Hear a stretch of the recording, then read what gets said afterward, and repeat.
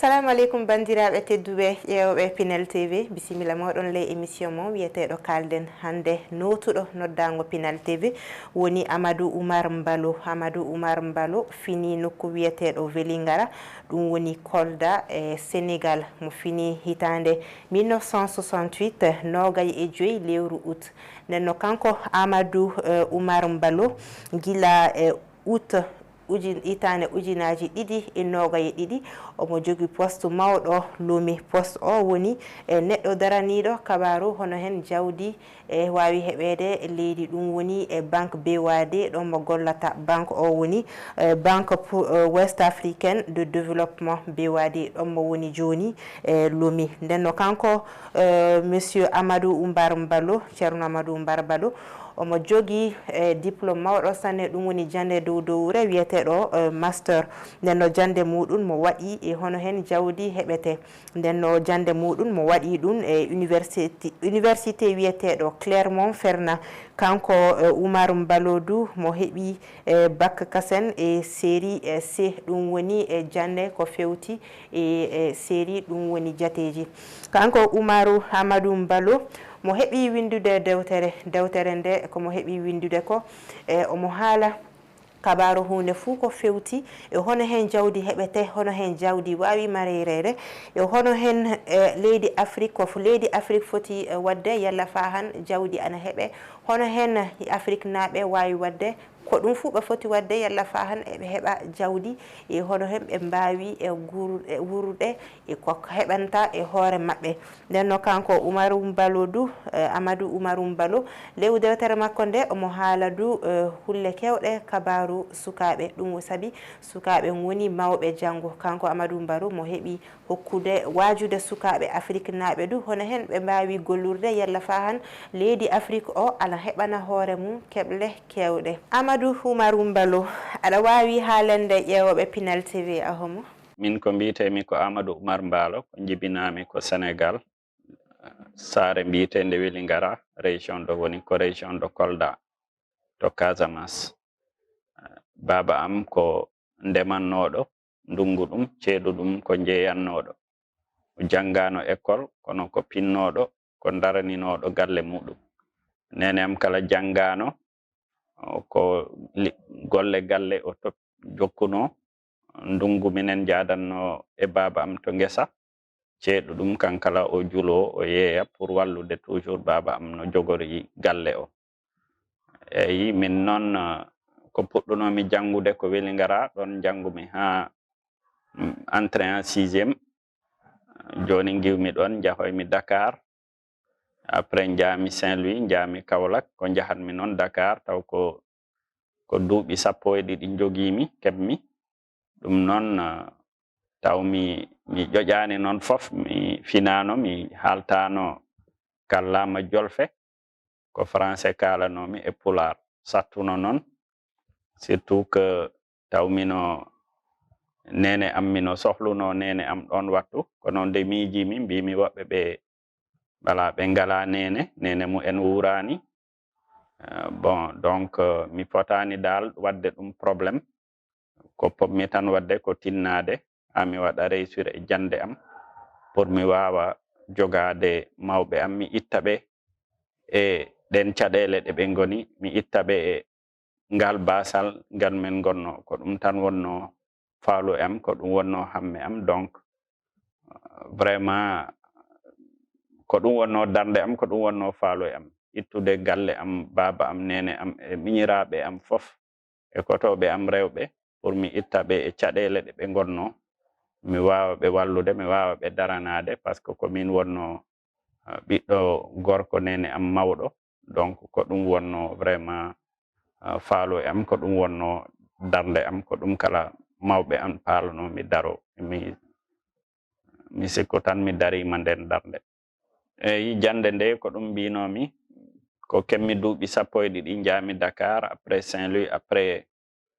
Kaolack Louga en gartoymi noon Dakar jaami université wonno noon ɗon kala caɗele buy e am par ce que mi waɗino examen mi waɗino échoué mi heɓano examen ji kewɗi mi waɗi mi heɓano kono ɗum waɗano ha mbadmi découragé ha ɗalmi pour min parce que faalo am fof kono mi il faut que mi waɗa réussir mi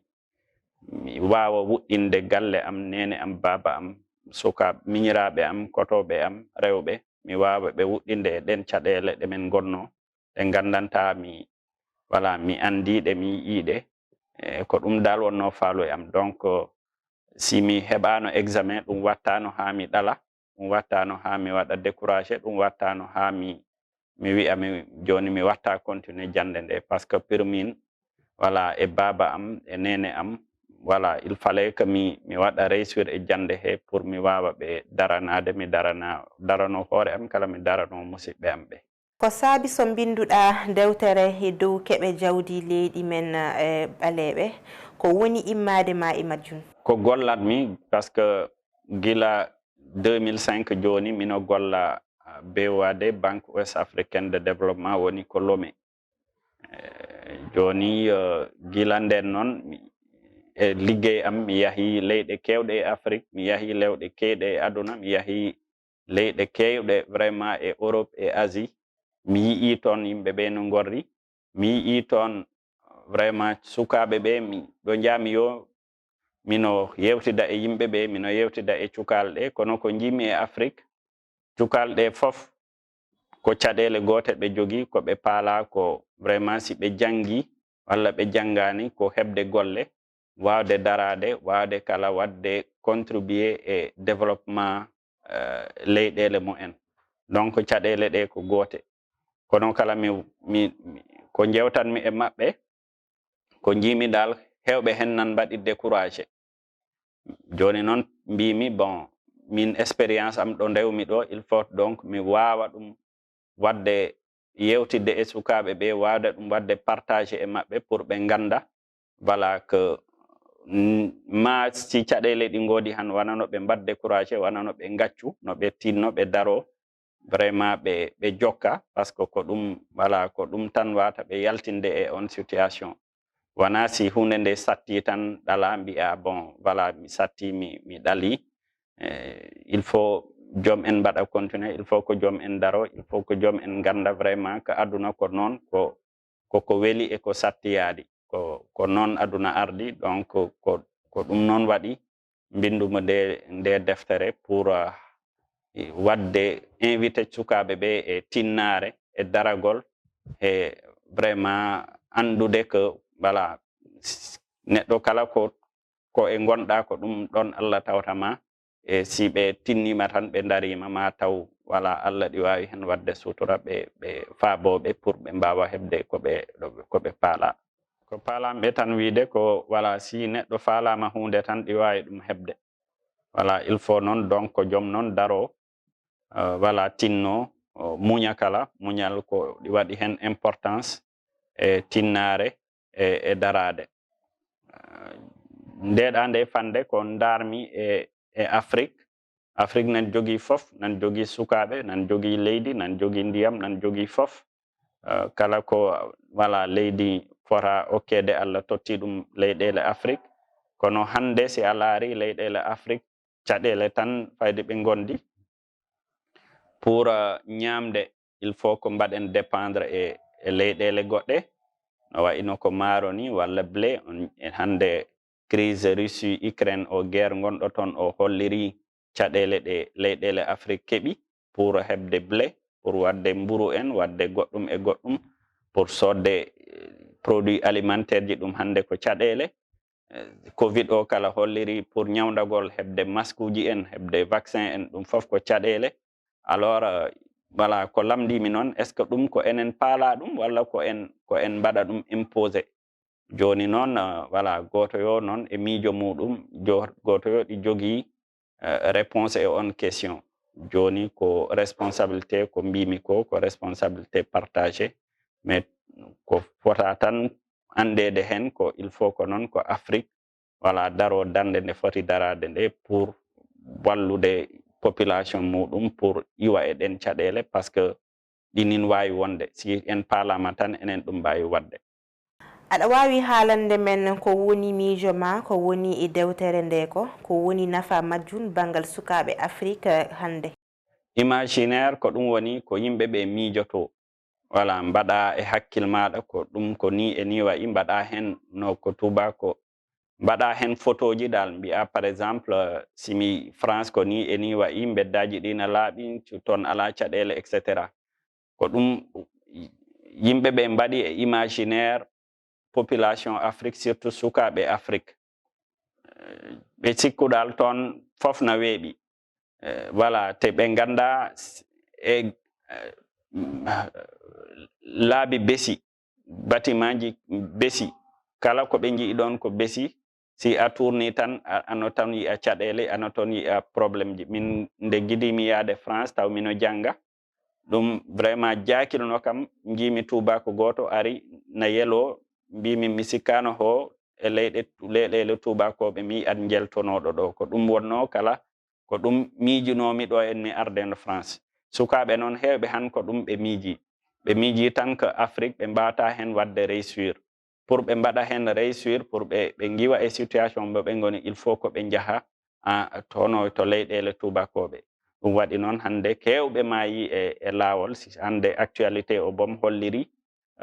ko heewi Maroc ko hewno Maroc ko heewi Méditerranée ko heewi dans le désert du Sahara kewɓe hen sukaɓe han ala ganduɗo sukaɓe jeelo hen maayi e laawol par ce que ɗinin ɗaɓɓanno yaade to leyɗele tubakoɓe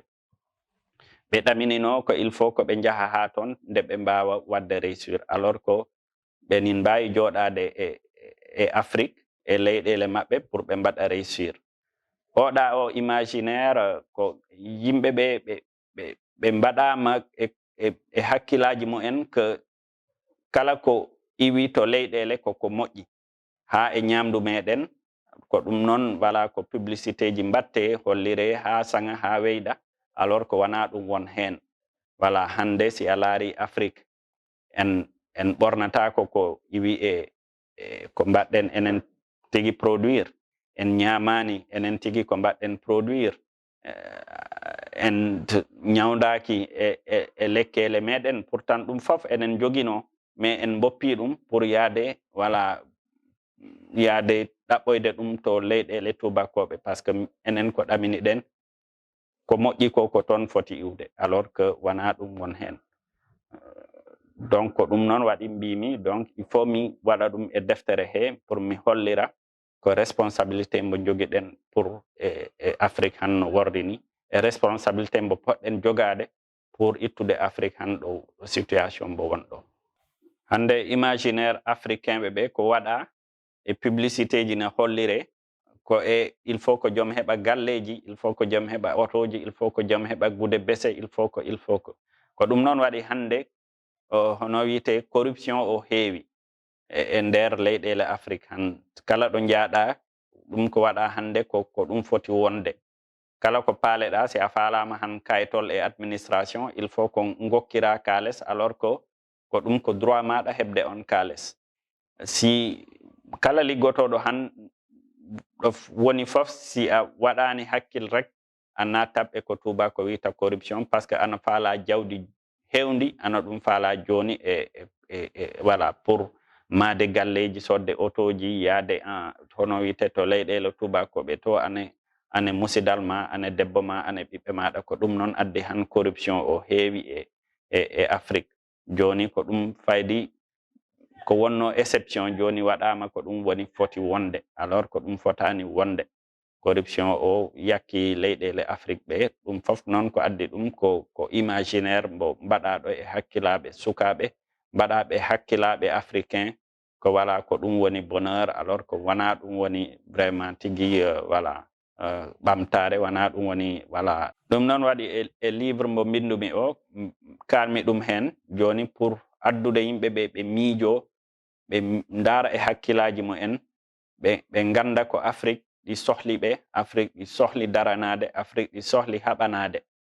wona ko kaɓantoɗen ko pour woɓɓe ko kaɓantoɗen ko pour enen ko kaɓantoɗen ko pour ɓiɓɓe meɗen pour taniraɓe meɗen e pour ko aroyta han ko enen poti darade pour voilà fewnude Afrique kono si enen en darima pour yakkude Afrique wona hono Afrique darorto hono Afrique wonirta darde nde jogade darde nde foti darade e nder aduna he donc ko ɗum noon mbammi e livre he pour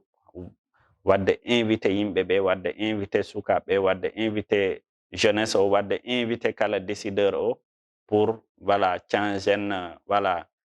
cansen no miijortoɗen ni, cansen no jareten ni, cansen no mbaɗirten ni, par ce que ɗum voilà ko feewi wona ko moƴƴinta Afrique. Kama oɗo wakkati eɗen jogii yelal lobbo bangal keɓe jawdi Afrique, so eɗen jogii yelal lobbo homo non? Bon, ko jiimi hen leyɗele Afrique fof, leydi ndi ɓanɗa yo ɗinin faala vraiment jogii vision mum, ɗi jogii no voilà no yiiri développement muɗum, ɗi woodi no faala, ɗi woodi ko faala ko ɓamtare leydi muɗum, ko ɓamtare population leydi muɗum. Donc ɗum noon waɗi voilà hande kewɓe han ɗo jaaɗa Afrique o fof nan haale émergence, nan haale émergence. Ko ɗum noon waɗi ɓe gouvernement ji ɗi kewɗi e Afrique ko mbaɗi han priorité manam ko kenni yeeso ko wadde infrastructure ji, ɗum woni no kalluji en, ɗum woni infrastructure ji mawɗi no voilà ɓe ɗamini ho ko développement, ko infrastructure woni développement, alors que infrastructure wana développement, ko ɗon erreur o woni. Si en paalama hande vraiment yaltude e on il faut ko mbaɗen ko tubako mbiɗa investissement sur le capital humain, ɗum woni vraiment infrastructure poɗata daranede o ko ɗum woni neɗɗo o, voilà mbaɗen investissement e neɗɗo o. Par ce que a laari hande infrastructure ji no mbaɗe, taux de croissance ina manam ngaluji ɗi na jaara yeeso.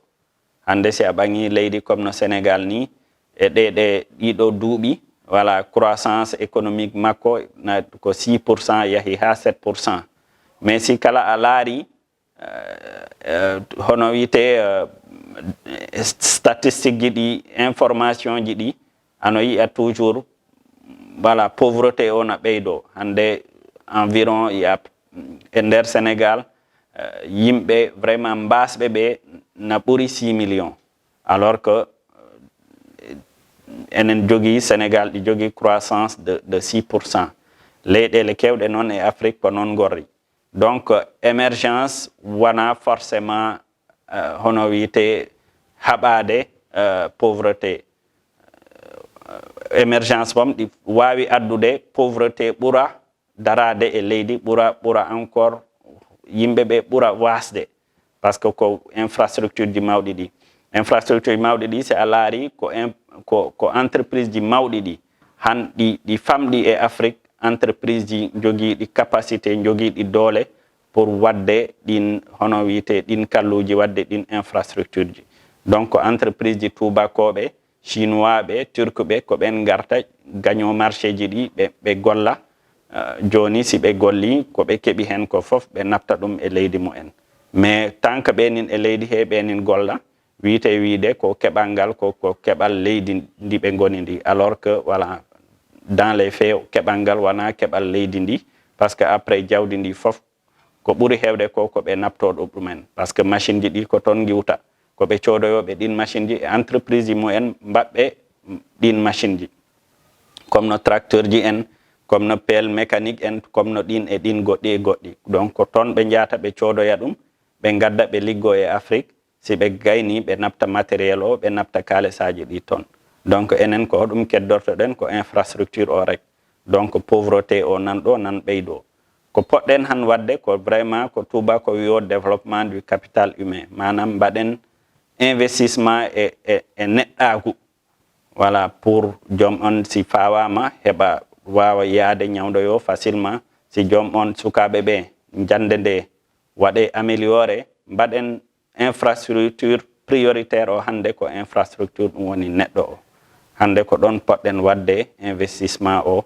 pour mbaɗen construire voilà l'homme africain, pour mbaɗen construire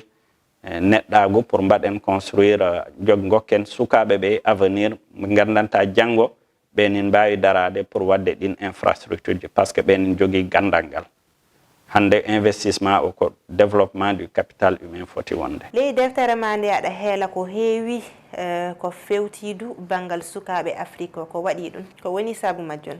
Jeunesse o, parce que han a laari démographie ɗum woni population Afrique, ko ɓuri hewde hen hande ko rewɓe. Si a laari ɗon ko hakkunde worɓe e rewɓe ko ɓuri hewde ko rewɓe. Si a laari entre sukaɓe mawɓe e ɓurɓe nayude hande ko sukaɓe ɓuri hen doole. Donc ɗum woni avenir Afrique. ɗum noon ko autant ko probléme waɗani Afrique,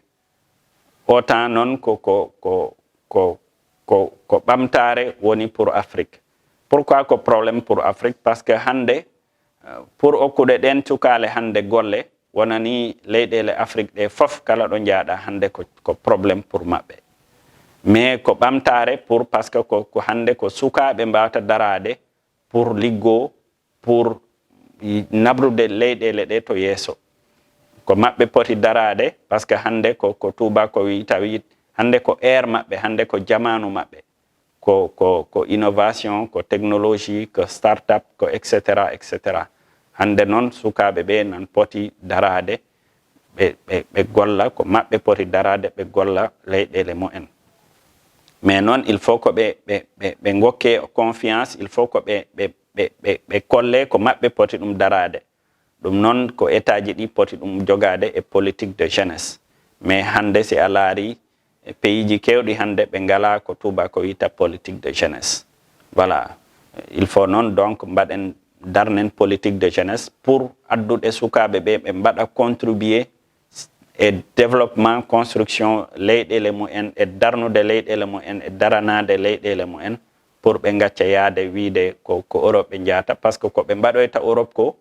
ɗum ɓeni ɗum mbawi wadde e leyɗele Afrique par ce que han leyɗele Europe faydi golle ngala toon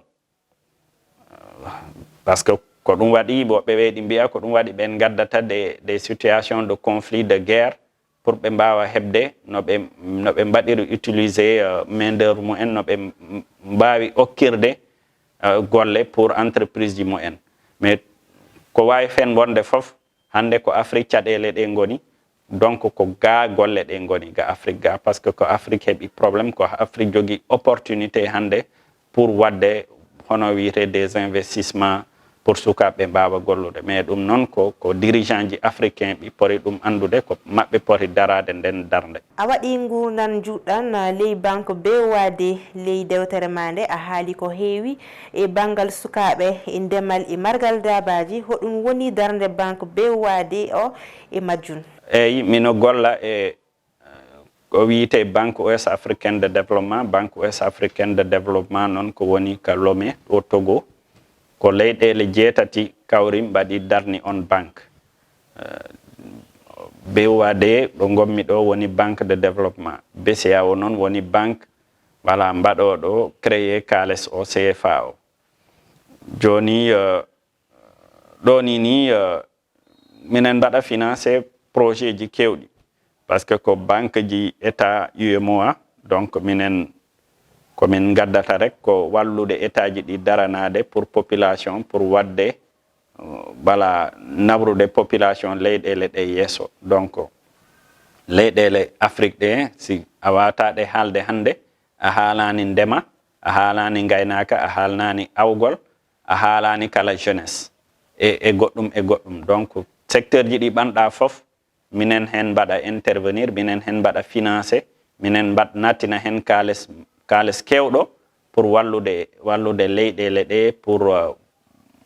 yarude yeeso. Donc hande ko ɗum BOAD woni dargal muɗum waɗa financement des projet ji nangana état ji ɗi nangana kala secteur privé ɗum woni voilà entreprise ji privé gandantaɗi mbaɗa investissement e fannuji kewɗi. E hakkille maɗa an joni hono hen ko winduɗa ley dewtere nde ko hono hen ɗum wawi wallurde yimɓe gonɓe e Afrique ɗo sako madere yimɓe gonɓe e Kérédou kañum e ndemoɓe e maroɓe dabaji? Eyyi min komi sénégalais komi africain, mi ala voilà leydi gondi ɗo mi yahi si wana Sénégal et surtout aussi Afrique. Donc Afrique ko galle am, kala ko mbawmi hen wadde pour Afrique yaara yeeso, pour Sénégal yaara yeeso ko ɗum woni darde am. Bon ko mbawnomi wadde noon ko windude, mi windi nde deftere, mino miijo deftere ɗimmere, mais ko mbammi kala e gollammi e BOAD mi yahi leyɗele kewɗe e Afrique surtout mi waɗi projet ji to Mali, mi waɗi projet ji kala to Burkina Faso, mi waɗi kala projet ji to Sénégal. ɗum piw ko wala ko daranade leydi am Sénégal, daranade kala leyɗele Afrique.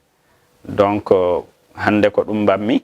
mi o wattuɗo gommi ɗo ko ɗum tan mbawmi wadde par ce que mi jogaki ko tubako wiyata décision o. Voilà ko mbawmi tan mi okka idée ji am, mi okka gandal am, mi winda, mi hollira, mi waɗa participer e débat ji ɗi pour vraiment yimɓe ɓe mbawa ɗum heɗade naftoro ɗum. Hande ko ɗon mbammi. Bon joni ko arta noon ɗum ɗin e jungo Allah, ko Allah tan andi janggo. Si tawi ko miijimi ko mino ɗum wawi wadde après appliqué ɗum ko Allah andi, ɗum ko niveau goɗɗo foti yaade. E konngol ma sakitere joni Amadou Oumar Mballo, ko mbawɗa haalande e yimɓe Afrique? Ko mbiyammi ɓe ran wana noɓe gandu ko voilà ko arta ko weli ɗin to yeeso e ko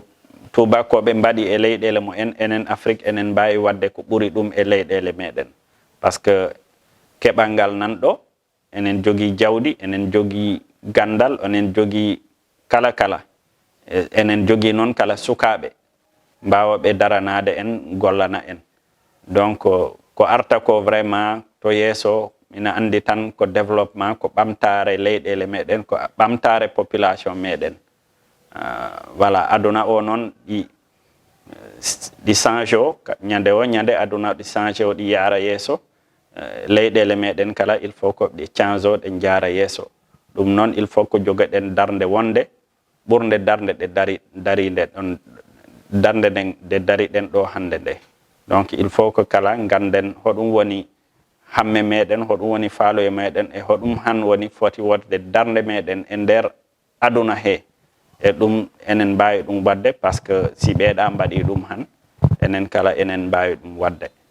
Il faut ko enen africain ɓe caloɗen natinede e hareji gonɗi e aduna ɗi gandanta wana hareji meɗen. En nattinanoma e hareji kewɗi, si en ɓangi première guerre mondiale, en ɓangi deuxième guerre mondiale, après guerre o ko ari ko guerre froide ari ɗo, tubakoɓe to bloc occidentoɓe ɓe e hono wiyete les Russes communiste ɓe kaɓi hakkude maɓɓe, kono ko ɓe nattini hen leyɗele Afrique, ɓe gaddi toon caɗele, ɓe gaddi toon histoire ji, ɓe gaddi toon probléme ji, par ce que ɓenin palano wadde utiliser Afrique pour wadde régler probléme ji mumen. Enen noon hande en poti salade vraiment nattude e ɗin hareji ɗi gandanta wana hareji meɗen, par ce que kono wiyete ni leyɗele ala sahelya ko intérêt ji tan gonɗo. Intérêt noon africain ɓe poti andude hoto woni intérêt ji mumen, ɓe nangodira e leyɗele ɗe fof e jaam e salam pour développement leyɗele Afrique, pour développement population ji africaine, pour wallude encore population ji ɗi no gurdi e jaam e salam. Oɗa message ko mbawami rek wiide ko vraiment mi weltima o invitation. Pinal TV vraiment ko télé mbaɗɗo fayida, yimɓe ɗi poti ɓe nangande, ɗi poti ɓe darade no ɗini téléji ɗin partout e leyɗele Afrique, pour janginde yimɓeɓe, pour findinde yimɓeɓe, pour daranade yimɓeɓe, pour daranade leyɗele Afrique.